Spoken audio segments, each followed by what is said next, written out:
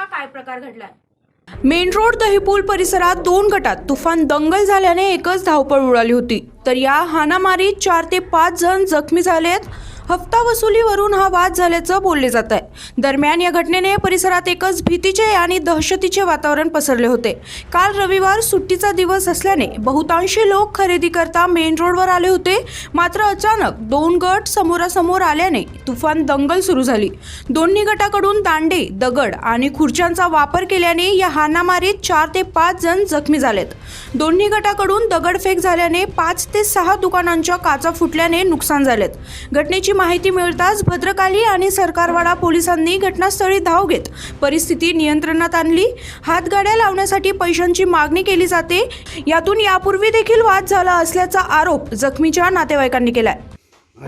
इथं आम्ही पतंग उडवालतो रामवाडीत। पतंग उडू नका झालो, मग इकडं नाश्ता करायला तो इथं जय मल्ला तिथं आम्ही घरी जात होतो।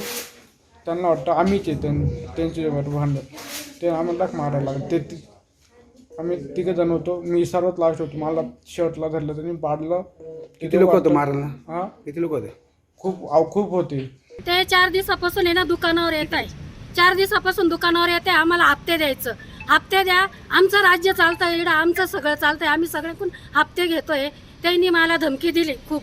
त्याच्यानंतर माझा पोराचा त्याच्यामध्ये काहीच रूळ नाही, माझ्या पोराचा त्याच्यात काहीच रूळ नाही। माझा पोर माझ्याबरोबर, मी एकटी राहते, माझं एकटं गाडा चालवते। त्यांनी माझ्या पोराचं नाव माझ्या याच्यामध्ये घेतलं आणि कंप्लेंट दिली त्यांनी। मी त्यांना सांगते, मी सरकारवाड्याला गेले, माझी कंप्लेंट नोंदवली।